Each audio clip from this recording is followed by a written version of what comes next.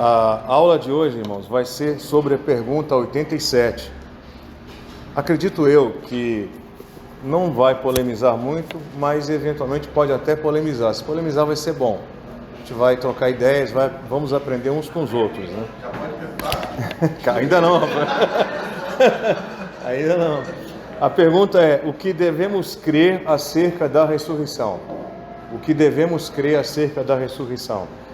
Pode ser polêmico se a gente pensar em outras ideias que muitos têm sobre, por exemplo, a questão de Apocalipse 20, eu acho que é de 1 a 4 a 16, eu não tenho certeza.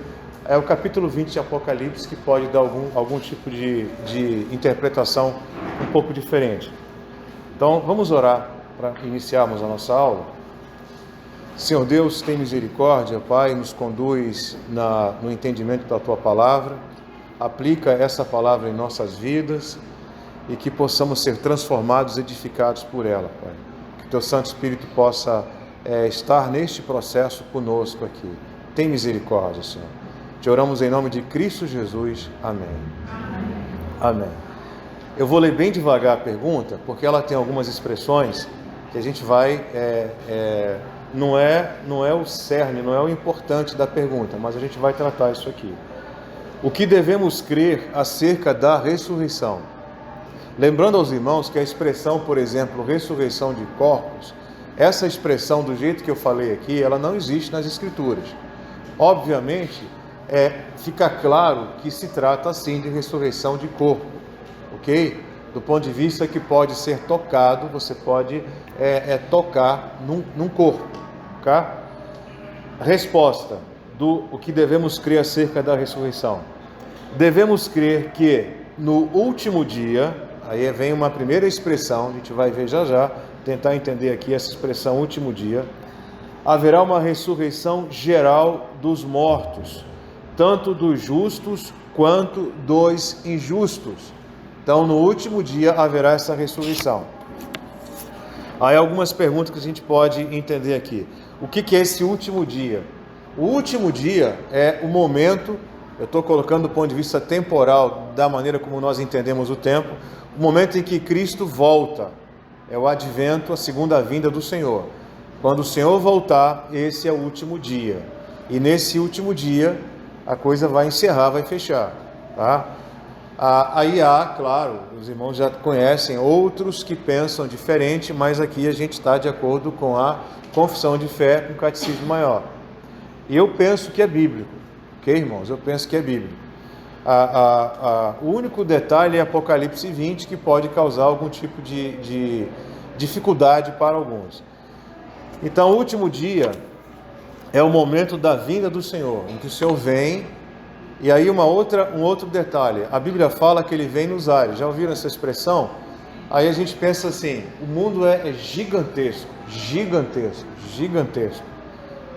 Bom, todos o verão, todos os homens verão. Como é que é esse enxergar? Porque do ponto de vista físico, se alguém aqui no céu eu enxergo, mas lá em Manacapuru as pessoas não vão enxergar.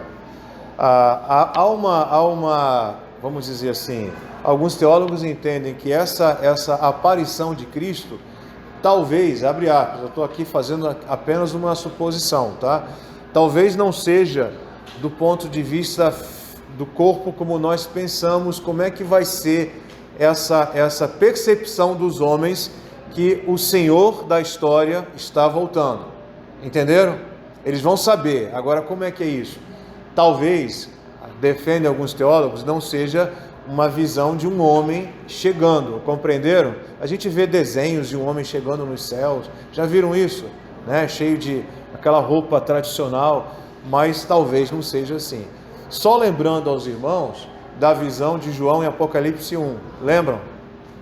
João, discípulo amado, aquele que encostava a sua cabeça ao lado do Senhor, ele olha, o que ele vê? Lembra da descrição? Alguém lembra? Os pés como bronze polido, da boca saiu uma espada, ele ficou apavorado com aquilo. Apavorado. Obviamente, essa visão que ele teve do Senhor também tem uma vamos dizer assim, uma um sentido de explicar coisas, essa maneira dele enxergar. Mas é bem interessante que da forma como o Senhor, como é que vai ser essa percepção dos homens, nós não sabemos. Essa expressão, pastor Milton está por aqui? Ele não está, né? Essa percepção no grego de Ares, que aparece, que muitos podem interpretar vindo do céu, né, aquela coisa toda, talvez não seja essa noção que temos dessas coisas, ok? Isso aí é uma outra questão, uma questão de exegese, mas não é o nosso caso. Então, o último dia é o dia que o Senhor vem, e nesse dia todos os homens reconhecerão que Ele é o Senhor, inclusive aqueles, lembram que está lá, que estavam lá na crucificação, lembram? A Bíblia diz isso.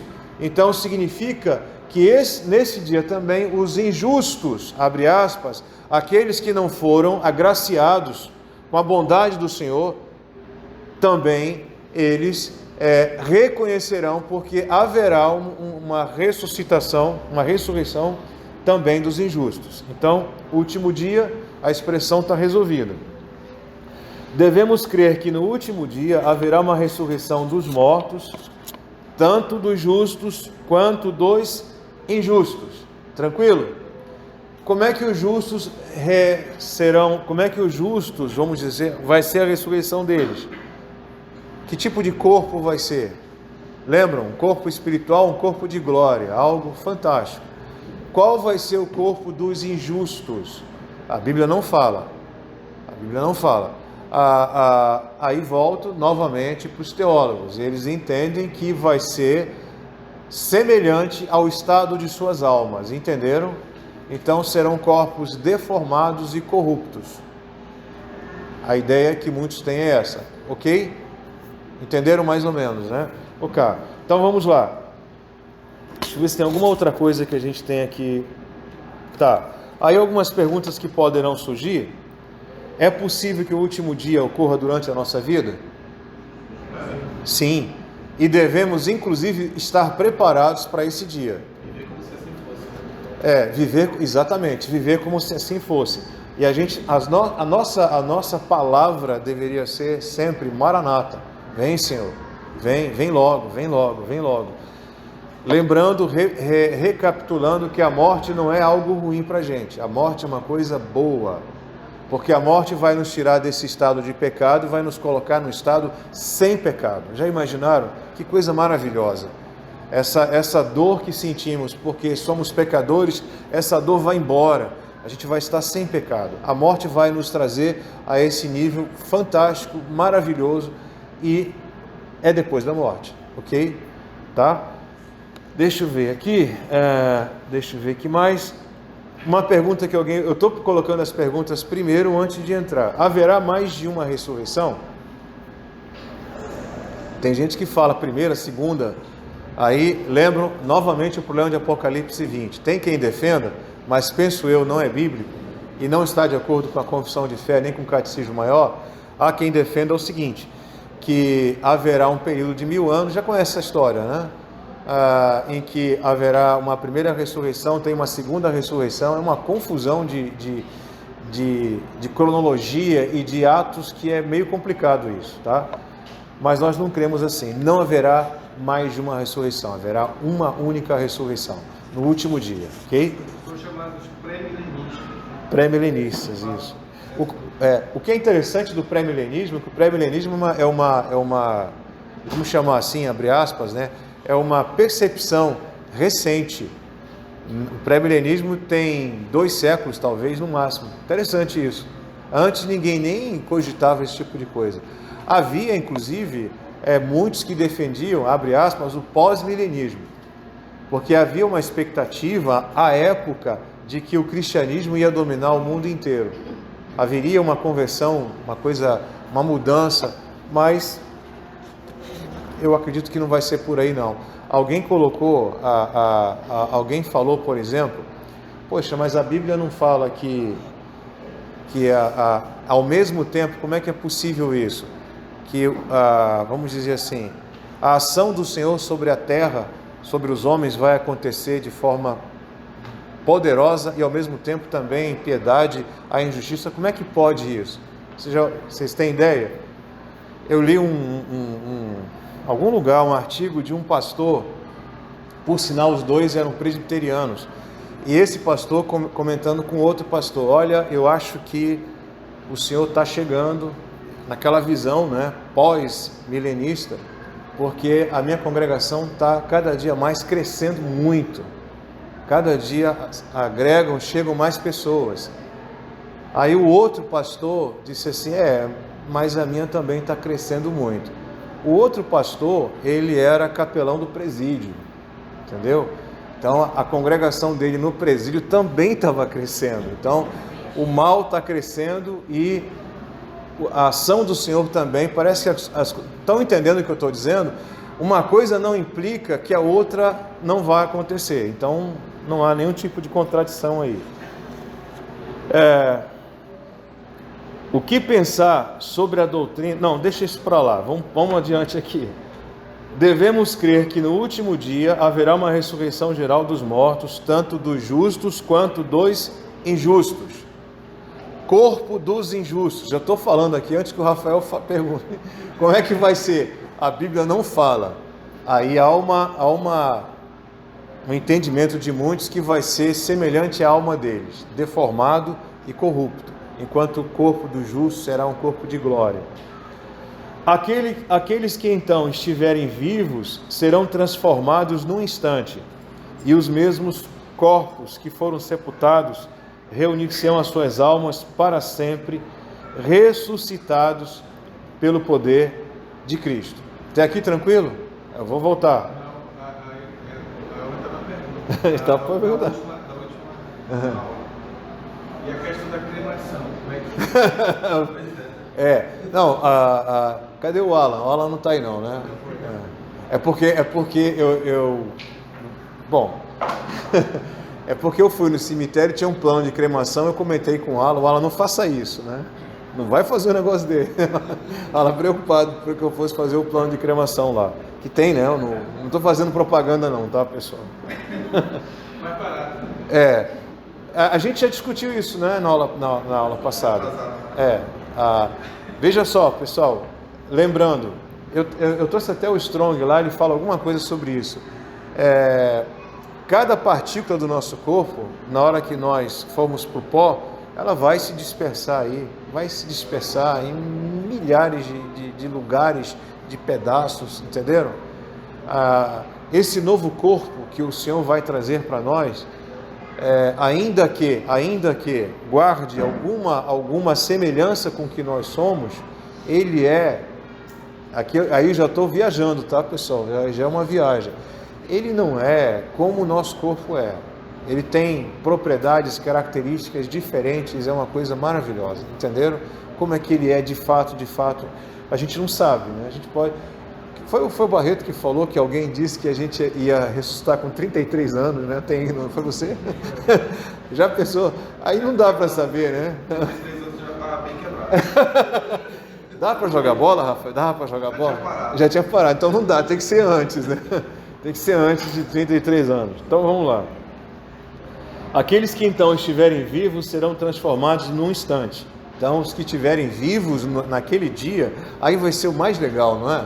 Volta agora que eu não vou nem morrer, vai ser uma maravilha, eu vou ser só transformado, né? Melhor do que você, aquela angústia. Eu vi um homem que já foi pastor presbiteriano, eu vi um vídeo, não vou dizer quem ele é, e ele disse uma coisa que eu fiquei assim: puxa, eu acho que isso não é verdade não. Ele disse assim: os crentes têm medo de morrer, morrem de medo da morte, entenderam? Veja só, é claro que a morte causa uma angústia porque é uma passagem, mas nada poderá nos separar do amor do nosso Senhor, nem morte, nem vida, nem poder, nada. Concordam comigo? Não há o que temer. É fácil falar, né? É fácil falar. Na hora H a gente vai estar meio apavorado, mas vem o consolo em seguida. Então a gente pode viver tranquilo. Ainda que eu acho assim, qualquer o cara que disser assim: não tenho medo de nada na morte, quero morrer agora, não é bem assim, né? É meio complicado essa passagem. É o último inimigo a ser vencido. Bom, Aqueles que estiverem vivos serão transformados num instante, e os mesmos corpos que foram sepultados reunir-se-ão as suas almas para sempre, ressuscitados pelo poder de Cristo. Que coisa boa! Os corpos dos justos, pelo Espírito de Cristo, e em virtude da sua ressurreição, como cabeça deles, ressuscitarão em poder, espirituais, incorruptíveis, feitos à semelhança do seu glorioso corpo, feitos à semelhança daquele corpo que o Senhor tinha. Lembram? Aquele corpo que o Tomé quis tocar e apalpou, tocou nele. Aquele corpo que o Senhor não comeu com eles, lembram? A gente vai comer, né?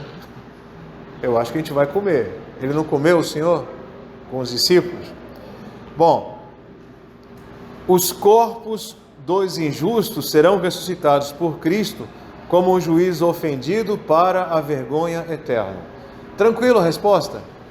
Então a aula já está terminada, já está fechada. Então vamos ver aqui as referências bíblicas. Atos 24:15. Quem está com Atos 24:15?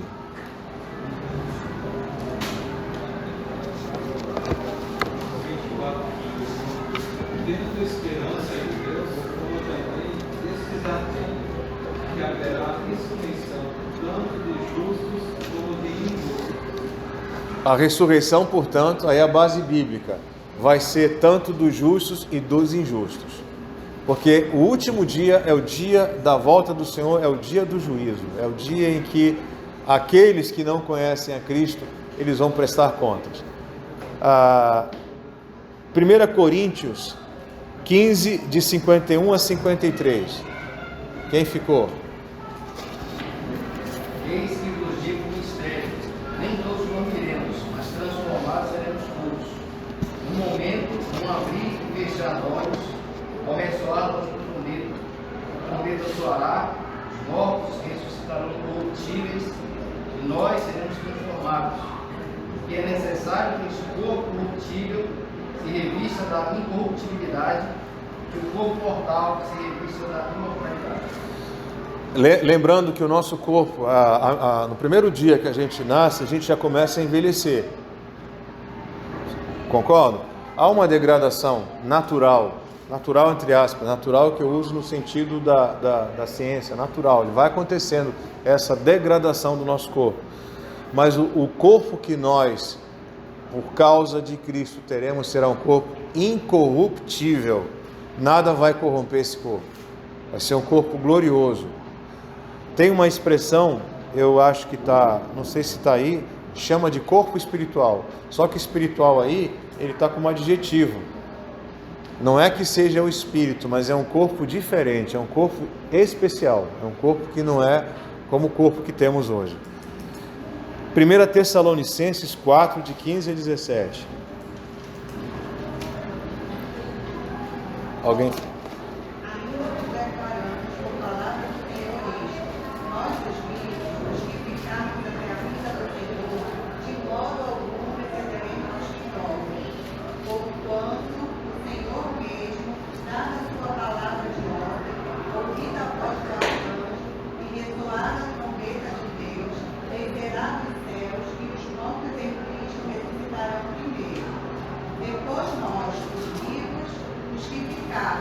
Seremos arrebatados juntamente com ele, em nuvens, para o encontro do Senhor nos ares, e assim estaremos para sempre com o Senhor.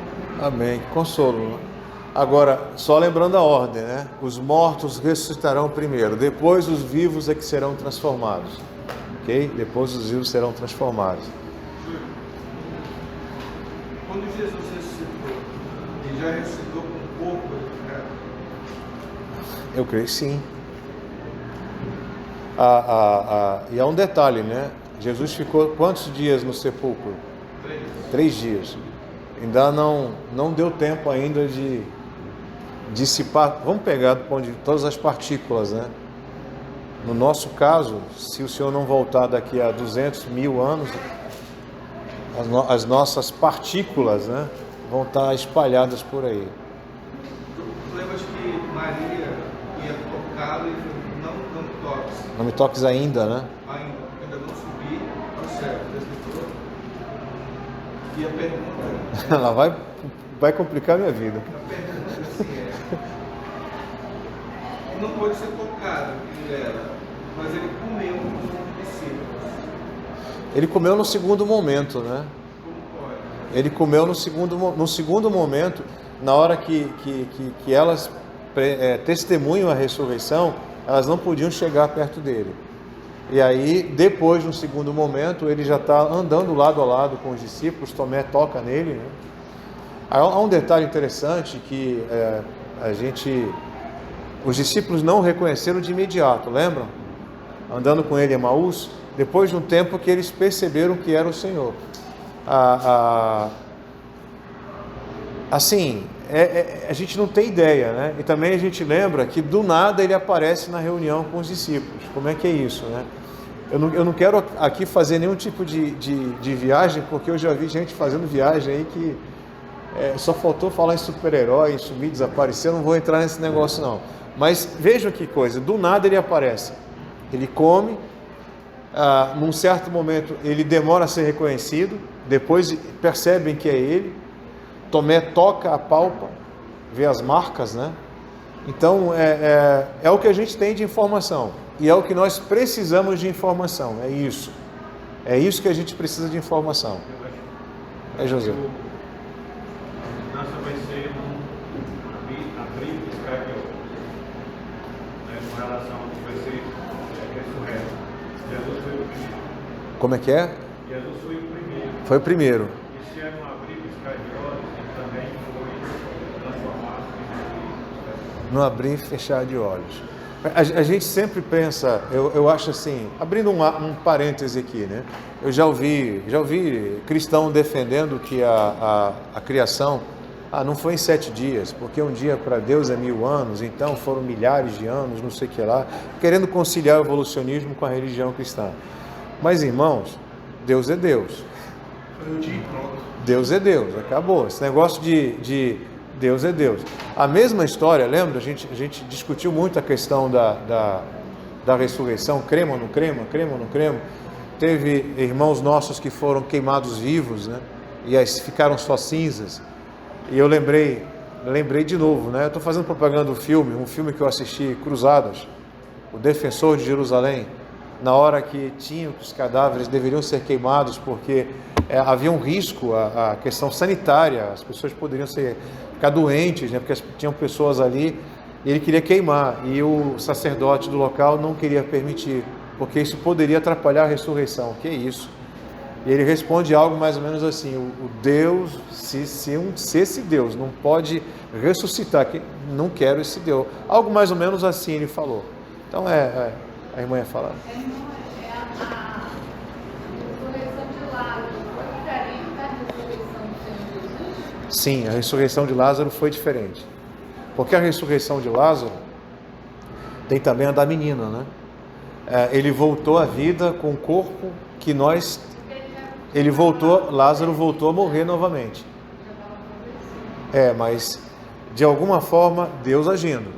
Ele voltou a ter o corpo que nós temos e conviveu, mas não era o corpo glorificado. A mesma coisa a menina, né? Que o Senhor não era o corpo glorificado ainda. Ok? Mais de 500 ressuscitaram, exatamente, no dia na crucificação, né? Isso é uma coisa que pouca gente fala sobre isso, né? Tremou, a terra tremeu, é um negócio impressionante. Ninguém quer se complicar.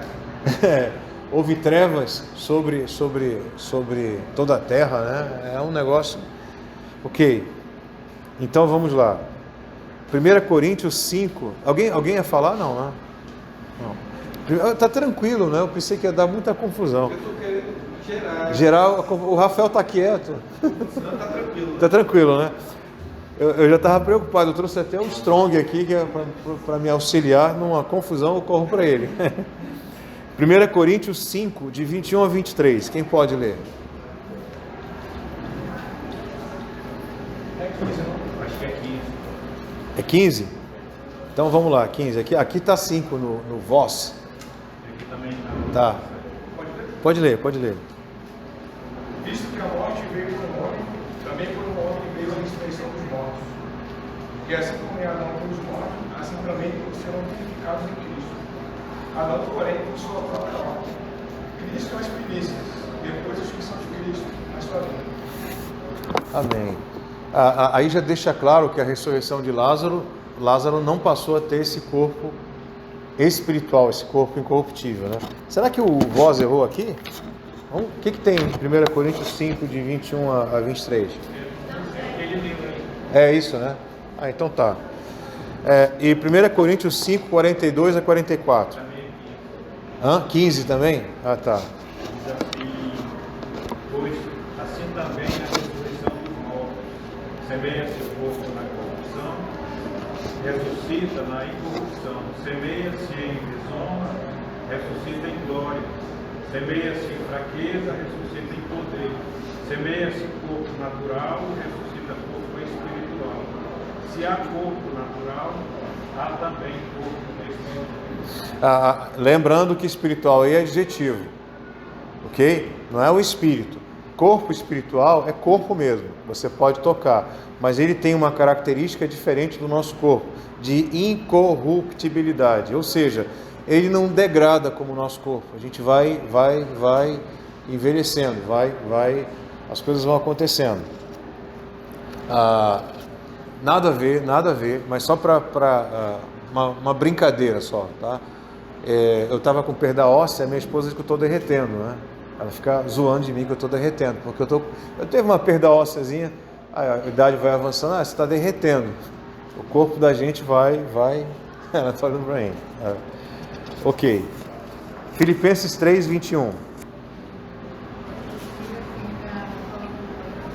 qual transformará o nosso corpo de criação para ser igual ao corpo da sua glória, segundo a eficácia do poder que ele tem de até transformar todas as coisas.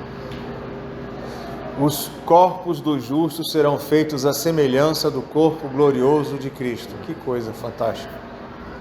Do corpo glorioso de Cristo. Então é uma expectativa maravilhosa. A gente fica às vezes com alguma dificuldade normal da vida, à medida que o tempo vai passando, mas vai passar, tudo isso vai ficar para trás. João 5, de 27 a 29. Aí vem a parte mais triste, né? E deu autoridade para julgar, porque é o Filho do homem. Não vos maravilheis disso, porque vem a hora em que todos os que se acham no túmulo ouvirão a sua voz e sairão. E os que tiverem feito bem para a ressurreição da vida, e os que tiverem praticado o mal para a ressurreição do juízo. Ressuscitar para juízo. Já imaginaram? Complicado, né? É complicado, é bem complicado. Mateus 25, 33.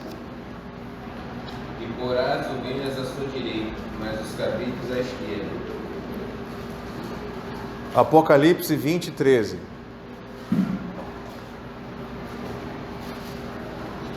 Deu para os mortos que nele estavam. A morte e o além entregaram os mortos que neles havia. E foram julgados um por um segundo as suas obras. Irmãos, muita gente evita dizer essas coisas, mas preste bem atenção. O Senhor Deus, Ele é onipresente. Ele é onipresente. Não há lugar em que o Senhor não esteja neste lugar. Inclusive no inferno. Eu já ouvi gente pregando dizendo, não, Deus não está no inferno. O inferno é o lugar em que Deus vai lhe abandonar. Eu entendo que não é isso que as Escrituras dizem. No inferno, quem estiver lá vai ver a face irada de Deus. Diferente. E quem estiver no céu vai ver a face bondosa, amável, afável do nosso Senhor.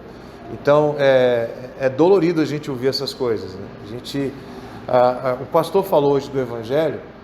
Obviamente a gente sabe que os decretos eternos de Deus é que definem quem é que vai estar com Ele, mas cabe a nós ter compaixão dos homens e sair lá para fazer a nossa parte e pregar esse Evangelho e não ter vergonha dele, pregar mesmo esse Evangelho, porque quando a gente lê uma coisa dessa é muito, muito sério, uma coisa muito grave.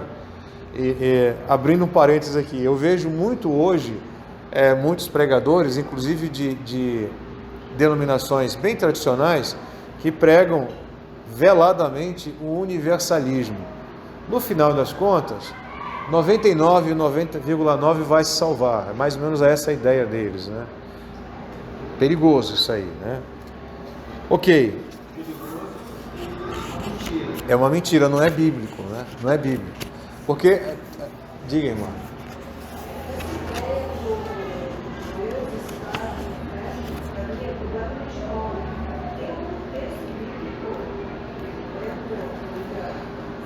A ideia de Deus estar no inferno, Deus é onipresente,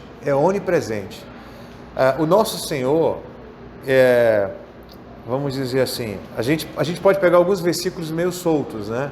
Por exemplo, horrível coisa é cair nas mãos do Deus vivo,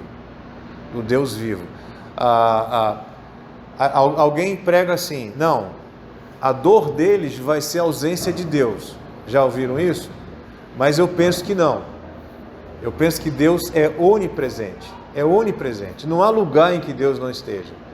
Eles irão ver a face irada de Deus. Eu penso assim, ok? Eu vou até pegar mais texto para a irmã, até para trazer. Tem algum irmão que falou, diga, irmão. Tem um texto lá em Apocalipse 14, consegue achar para a gente? Vamos ler. Pode, claro.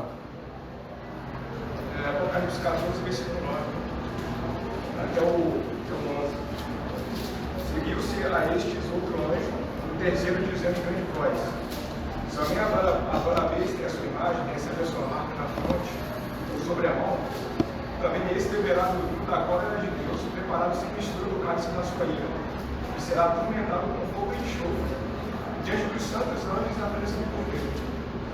Exatamente essa ideia, né? Que a morte é separação de Deus, né? Então, separação espiritual, né? Comunhão com Deus, mas Deus vai estar presente lá em ira e julgamento, juízo, né? A gente tem que fazer a nossa parte. A gente tem que pregar o Evangelho, levar o Evangelho para os homens. Bom, eu acho assim, não houve nenhum tipo de controvérsia, Moreto. Foi tudo muito tranquilo. Aí algumas perguntas aqui.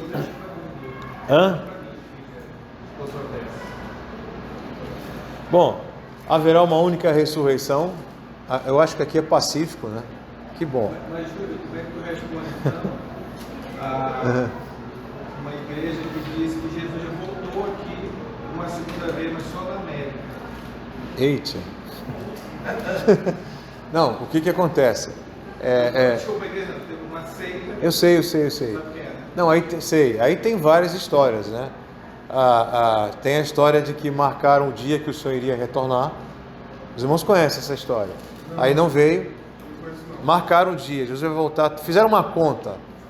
O Eliot, um teólogo chamado Eliot, que ele é o cara que inspirou praticamente os pré-milenistas, ele fez uma conta. Fez contas. Pegou a Bíblia, começou a fazer conta de anos lá e marcou. Eu fiquei, sei lá. Marcaram o dia, o que aconteceu? Não aconteceu nada. Aí não, erramos a data, é outra data. Marcou-se a outra data, não aconteceu nada. Aí alguém disse mais ou menos o seguinte, esse é outro caso, mãe. Alguém disse assim, não, mas ele veio no tabernáculo lá no céu. Eu tive essa visão. Lá no céu ele chegou no tabernáculo, fez a expiação lá no tabernáculo. E aí vem toda uma denominação baseada numa coisa dessas, né? É complicado, né? Nesse caso aí, é até mais simples de refutar, porque essa religião aí, ela não crê só na Bíblia, ela crê em outras revelações, aí acabou. Aí não tem mais o que conversar muito, concordam? Na medida em que alguém chega com você, não, eu vou pela Bíblia, ok, ótimo. Aí quando começa a acrescentar outros livros, aí complica. É o caso deles, né? E detalhe, lembrando novamente, tal qual um outro, quem passou as escrituras, abre aspas, novas escrituras para eles, foi um anjo. Paulo fala em Gálatas, ainda que venha um anjo do céu e que pregue algo que vá além disso, seja maldito. Rafael. Uma coisa curiosa, presbítero, a respeito dessas novas revelações, que a maioria, eu diria assim, a maioria, se não todas essas denominações que tem aí misturadas, posso pegar o próprio islamismo mesmo, é justamente isso, o profeta que trouxe uma nova revelação. Aí nós temos outras religiões também que são derivadas do próprio cristianismo, que sempre tem essa ideia de que os apóstolos, as novas revelações, os sonhos, falar com anjos. Eu, particularmente, não tenho tanto tempo na fé como muitos irmãos aqui.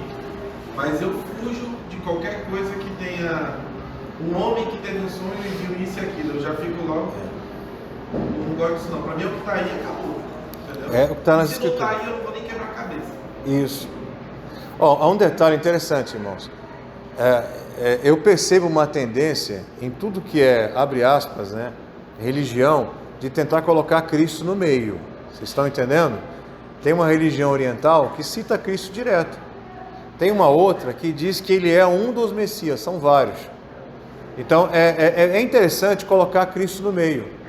Ou então pegar a mensagem dele e dar uma desviada. Não, ele só falou de amor. Arrependei-vos porque está próximo o reino de Deus, foi o que o Senhor falou, não falou só de amor. Tem que mudar de vida. Então, o que eu vejo muita gente pegando Cristo e colocando, enxertando para ficar melhor, mais interessante, palatável. Eu queria rememorar uma afirmação do reformado Martin Lutero, em homenagem, inclusive, à reforma protestante, que está acompanhando o próximo domingo, e para complementar a fala do meu irmão, Dr. Clementino, lá atrás, o Martin Lutero já dizia o seguinte: fiz uma aliança com Deus, que Ele não me mande visões, nem sonhos, nem mesmo anjos. Estou satisfeito com o dom das Escrituras sagradas, que me dão instrução abundante, tudo que preciso conhecer, tanto para esta vida, quanto para o que há de vir. Amém. Algo já que era enfrentado Lá atrás. Pretéritos e, logicamente, se estendendo de uma forma ou de outra. Mas existiu um posicionamento acerca disso. Ontem eu vi um vídeo, eu não vou falar do vídeo aqui, depois a gente pode até em particular falar aqui. Eu vi um vídeo ontem e eu fiquei horrorizado com o vídeo, porque a partir de, abre aspas, de percepções, visões, umas coisas loucas foram feitas, entenderam? Aí você fica, como é que alguém pensou, como é que alguém entrou nessa história? As pessoas estão muito fragilizadas, estão muito ignorantes acerca das Escrituras. Então, um absurdo. A Dag viu, dessa vez foi ela que colocou o vídeo, não fui nem eu. Ela que escolheu o vídeo. Aí a pessoa tem uma visão, aí começa a acrescentar, começa a colocar certos ritos, certas coisas esquisitas, e todo mundo vai devagarzinho e vai para um ponto que não tem nada a ver mais com as Escrituras. Coisa esquisita, louca, né? Bom, vamos lá. O que pensar sobre a doutrina de que haverá duas ressurreições? A primeira dos redimidos e a segunda 1000 anos depois a dos injustos. O que pensar disso? Eu penso que está errado, que não é bíblica. Fácil, né? Eu penso que está errado. Baseado tão somente em Apocalipse 20, em alguns versículos. Eu vi um irmão que ficou tão preocupado com essa questão do Apocalipse 20, esses versículos. Por que colocaram esses versículos aí para dar dor de cabeça? Porque quem não faz uma boa exegese vai acabar tendo dificuldade realmente, ok? Tranquilo aí? As perguntas estão bem tranquilas. O corpo ressurreto dos redimidos será o mesmo que nós temos hoje ou vai ser diferente? Pergunta fácil de responder. Diferente. Tem que ser diferente, senão o Rafael não vai poder jogar bola. Não pode ser o mesmo. Não vai. Eu não vou estar derretendo também, né? Eu vou estar inteirão. Mas assim, vai ser um pouco normal, você pode brincar. Pergunta difícil, né? Vai ser um corpo que, do ponto de vista, o Senhor foi tocado, o Senhor comeu com os discípulos. Agora, como ele é, olhar para dentro dele, os órgãos, eu não faço ideia, a Bíblia não fala sobre isso. Mas ele é um corpo que não se corrompe. Pode ser o Adão de antes e a Eva de antes. O pecado, né? Não sei dizer. Eu vou dar uma estudada sobre isso. Mas eu entendi. É razoável o que a irmã falou. Porque antes do pecado, entenderam? O pecado, ele degradou tudo, o homem, a mulher, a natureza inteira. A natureza também vai ser redimida. Se nós já achamos belo o que vemos, imagine redimido, entenderam? Imagine redimido. Vai ser um negócio fantástico, né? Ok? Mas eu vou dar uma estudada. Alguém tem algo para me ajudar aqui? Entenderam o que ela falou? Adão antes do pecado, será que era esse corpo? Porque, diga, meu irmão.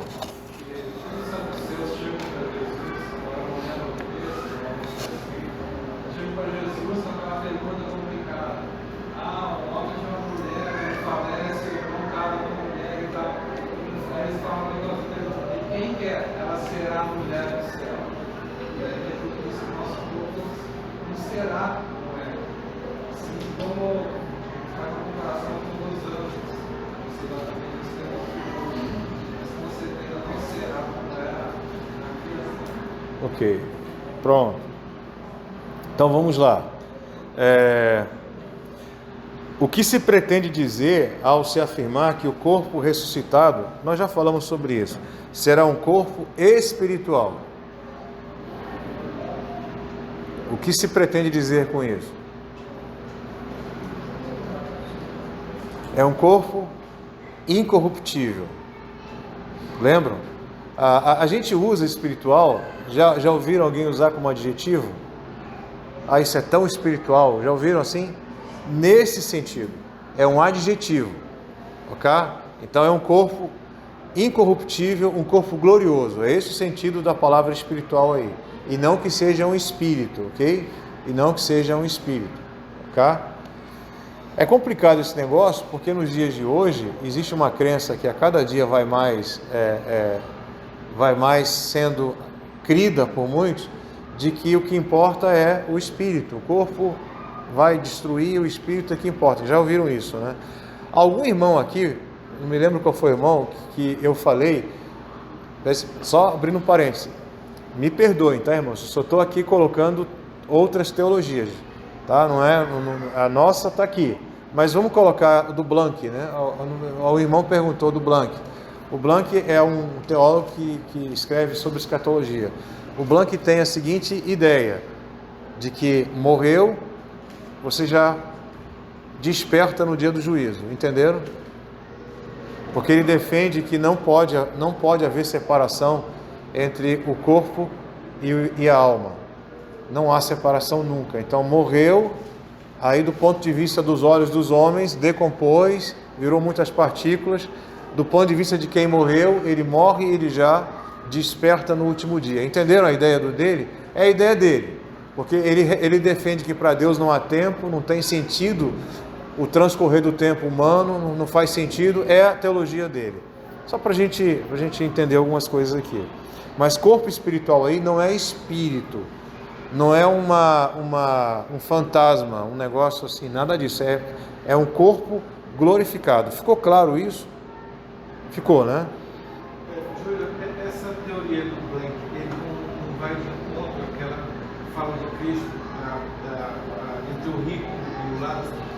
Tanto a do rico como a outra que tem lá em Apocalipse, que fala que a alma daqueles que estão já com Cristo, lembram disso?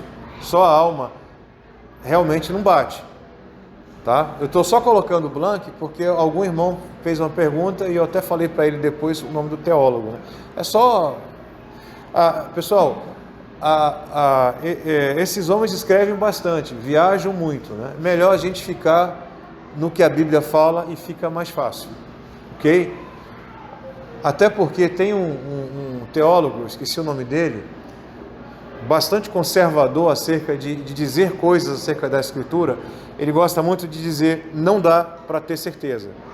E ele chega a dizer o seguinte: quando você começa a viajar demais, ele usa uma palavra interessante, você começa a cometer frivolidades. Você chega a ser frívolo. Cuidado. O que a gente precisa saber está revelado. O resto a gente vai chegar no dia. Ok? Bom, vamos lá. prove pela Bíblia que o corpo ressurreto não será um mero espírito, mas um corpo material palpável. Dá para provar? Provar pela Bíblia que esse corpo não é uma mera imagem, mas um corpo material que você toca. Quem pode provar pela Bíblia?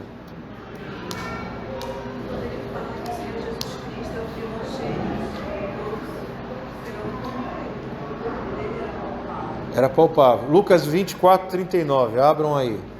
Lucas 24, 39.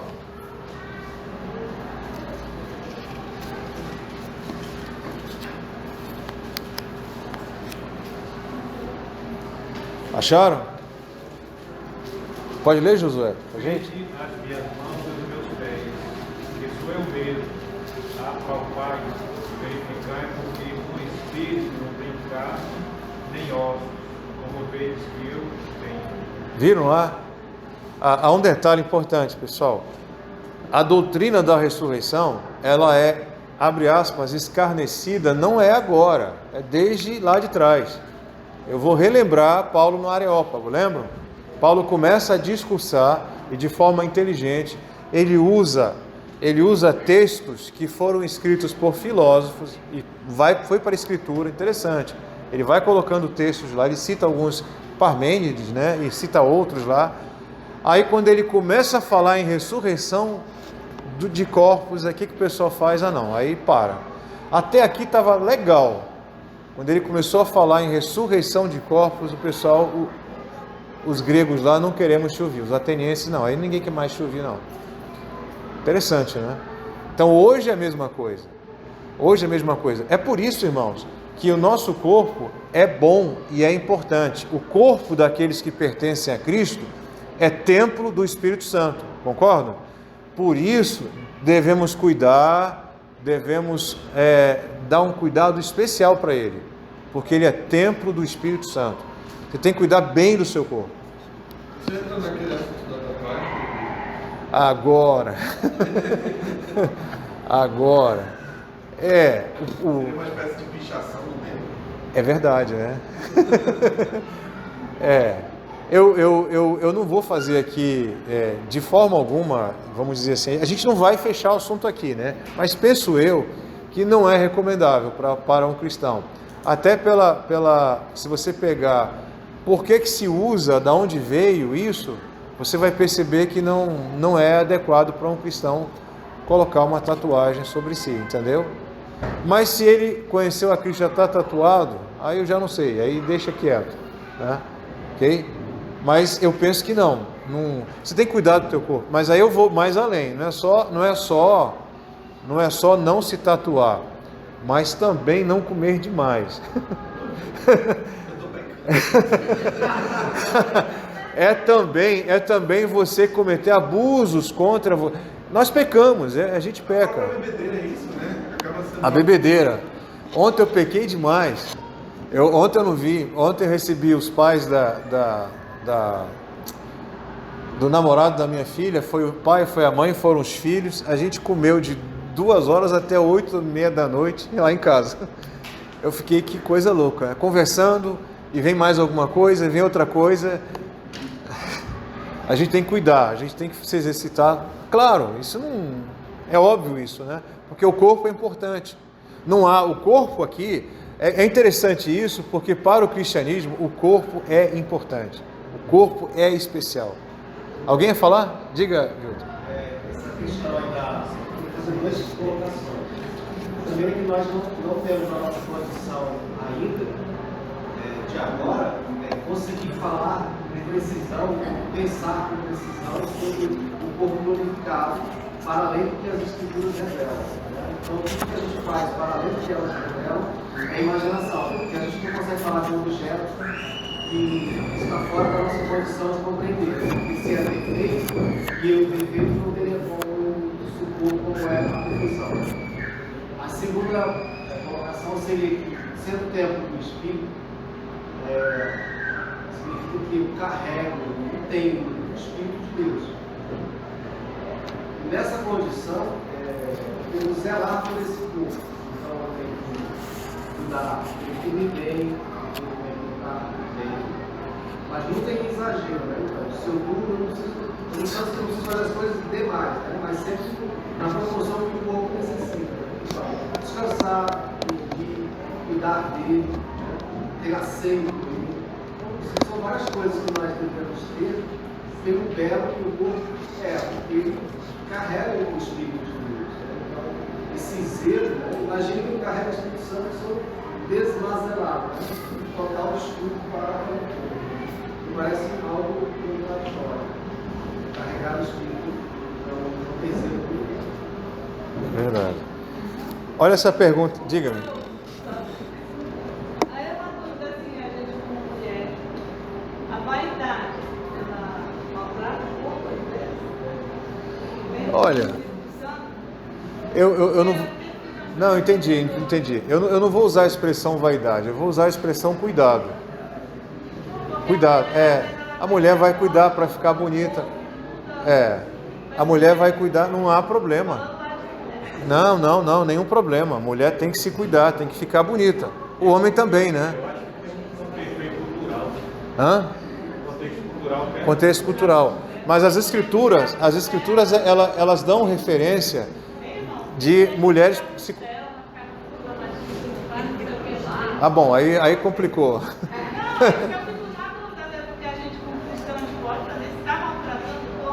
Agora mesmo, agora a pergunta... Essa agora foi complicada. Olha, fazer uma cirurgia para fazer uma plástica, sei lá o quê. Tirar a costela, que agora é normal, né? Tirar a costela, ficar mais desafios. Eu não vou entrar, vamos dizer assim, existem cirurgias necessárias para o bem-estar, para a pessoa ficar melhor, melhorar a autoestima, sei lá. Falo eu, tá? Eu não vejo problema. Agora, cuidado com os excessos, né? Aí também não. Aquelas celebridades. A motivação, exato, a motivação. Aquelas celebridades que às vezes eles fazem cirurgias em cima de cirurgias que já é uma vaidade, né? E fica horrível, né? Fica, geralmente. Vocês já viram? Fica horrível. Bom, vamos lá. A ressurreição do corpo pode ser provada pela ciência ou pela razão? Claro. Claro que não. Bom. Não há prova nenhuma. A ressurreição pode ser provada pela razão ou pela ciência? É fé. Não pode ser provada. É uma afirmação escriturística da Bíblia. Ponto final. Ponto final. Alguém pode dizer assim, mas não faz sentido, como é que seria isso? Olha, eu não vou longe. Se eu dissesse para o meu pai, se eu voltasse no tempo, meu pai já faleceu há muitos anos, quando meu pai estava vivo, e fosse mostrar para ele o que um celular faz, ele ia dizer, isso não é verdade, isso é impossível. Impossível de fazer, entenderam? Mas a ciência ainda está muito longe de conhecer, de fato, a criação do nosso Senhor e Deus. Está longe de conhecer. Ela tateia algumas coisas, entenderam? Júlio, uma pessoa me perguntou, como é que você fez faculdade sem internet? Não, e quando eu ia emprestar os livros, né, a gente tinha que correr porque só tinha livro em inglês e em espanhol. Como o inglês de todo mundo era péssimo, todo mundo corria para pegar os livros em espanhol porque acabavam logo. Aí você tinha que ir para o livro em inglês, tinha que aprender inglês de qualquer jeito, porque os livros em espanhol, os primeiros a saírem da biblioteca. Não tinha essa. Hoje está bem legal, né? Está bem mais fácil, né? Bom, a última pergunta. É certo que a igreja chame a atenção para a imortalidade da alma e nada ou quase nada diga sobre a ressurreição do corpo, para não ofender os que não creem nela? É certo isso? Obviamente que não é certo. A ênfase da ressurreição do corpo nas Escrituras, ela é muito maior do que a ênfase na imortalidade. Entenderam? É claro que uma coisa está relacionada com a outra. Compreenderam o que eu estou dizendo? Mas a ênfase na ressurreição é muito maior do que a ênfase na imortalidade. Se Cristo não ressuscitou, o que é? A nossa fé é o quê? É vã. é vã. E se ele ressuscitou, eu vou ter um corpo glorioso como ele tinha. Nós vamos ter esse corpo, amém? E a garantia não é por nossa causa. Não é por nossa causa, não. Ok? Não teve nenhuma complicação, eu saí ileso. Eu trouxe até o livro do Strong. É porque eu achei que poderia complicar em relação à interpretação milenista, mas aqui foi muito tranquilo, né? Muito tranquilo. Diga, meu irmão. Sobre isso, já voltou. A gente falou sobre a ressurreição, falou sobre a questão pré e pós-milenista. Queria que você deixasse claro como a gente crê na questão do arrebatamento. Tá. Tem várias linhas, né, de em que momento ele se dá e outras pessoas vão ficar por trás. Ok. Queria que você deixasse claro como a gente crê nessa questão. Eu vou colocar em termos bem rápidos, né? Primeiro, o pré-milenismo, que é o que mais se ouve hoje, e se ouve por aí como verdade, tem filmes, vários filmes inclusive, né? Tem um filme meio troncho, né? Mas tem vários filmes. O pré-milenismo, primeira coisa, ele é recente. Ele é recente na história da igreja, tem 2 ou 3 séculos, é muito recente. Qual é a ideia do pré-milenismo? A ideia é que Cristo volta, olha a ideia deles, Cristo volta, e na hora que ele volta, ele vai reinar aqui na terra, vai ter um reino de 1000 anos aqui, entenderam? Com os santos. E vai ter uma certa paz ao final desse período. Eu estou resumindo tudo. A gente pode até depois ver com mais calma isso. Ao final desse tempo, vão sim surgir contra Cristo e aqueles que habitam com ele, e vai haver aquela confusão toda, Armagedon e tal. Aí que vem novamente aí que vem a ressurreição, entendeu? Aí vai ressuscitar os injustos, ressuscitar os justos, aí vem essa confusão. E a questão do arrebatamento, vai haver primeiro um arrebatamento, vai ficar um punhado aqui de gente que a conversão, não sei como é que vai ser, porque alguns defendem que o espírito será retirado da terra, aí como é que vai converter sem o espírito? É uma série de contradições. Esse é o pré-milenismo. O pós-milenismo, muitos reformados defendiam o pós-milenismo. É a ideia de que já estamos no milênio e a igreja vai devagarzinho exercer a sua influência e ela vai conseguir, abre aspas, né? Eu vou usar uma palavra simples, né? Mas vocês entendem, uma adesão de quase todo o mundo. E aí vem o juízo, tal, entenderam? E os amilenistas, que entendem que já estamos no milênio, que é a nossa linha, já estamos vivendo esse milênio, e ao final dele, no último dia, vai haver tudo, o arrebatamento, vai haver a ressurreição dos justos e injustos, o juízo, vai ser tudo nesse dia. Não vai ter repescagem, né? Não tem repescagem. Pessoal...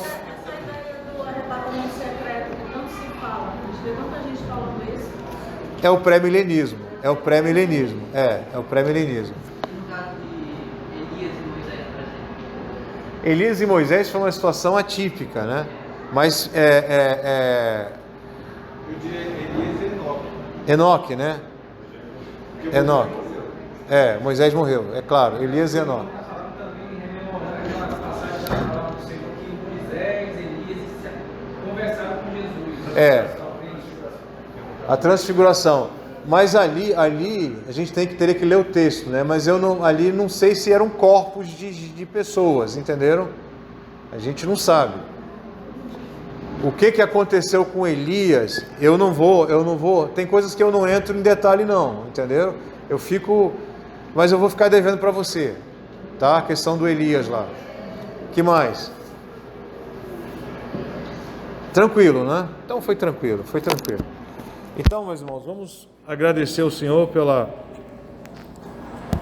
bendita esperança que nós temos, que um dia, quando chegar o momento de estarmos com o Senhor, Ele vai nos dar um corpo glorioso, um corpo incorruptível, tal qual o nosso Senhor tinha. Esse é um dia maravilhoso, um dia bendito, em que a gente deve ansiar por esse dia. Amém? E que Deus nos dê compaixão para que possamos ir atrás, fazer a nossa parte e sermos atores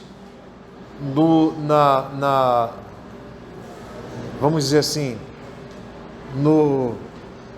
nos atos do Senhor, de buscar aqueles que lhe pertencem, que sejamos, vamos dizer assim, ativos nessa questão, porque é muito sério para quem a ressurreição dos injustos e o destino deles, é muito sério. Vamos orar então. Senhor Deus, tem misericórdia, Pai. Tem misericórdia, Pai Santo. Nós somos imperfeitos, pecadores, indignos, Pai, do Teu amor, da Tua bondade. Mas que possamos nos apegar à Tua palavra, à Escritura Sagrada, e que aquilo que ela não revela, Pai, que possamos estar tranquilos em relação a essas coisas. O que é essencial, o que é necessário, o que é importante está revelado na Tua palavra, Pai. Aquilo que não está, em momento oportuno, nada oculto, que no tempo devido não será revelado por Ti, Pai. Então não há por que ficarmos angustiados, preocupados ou especulando muito sobre essas coisas, Pai. O que é importante é que aqueles que lhe pertencem, no último dia, ressoada a trombeta, os mortos ressuscitarão primeiro, os vivos serão transformados, Pai. E todos, Pai, todos nós, teremos um corpo incorruptível, um corpo espiritual, um corpo de glória, tal como o Teu, Pai. Ó Deus, nos consola com essa esperança, com essa expectativa, Pai. E que possamos mais e mais estar apegados à Tua palavra. Nós choramos em nome de Cristo Jesus, Senhor. Amém. Amém.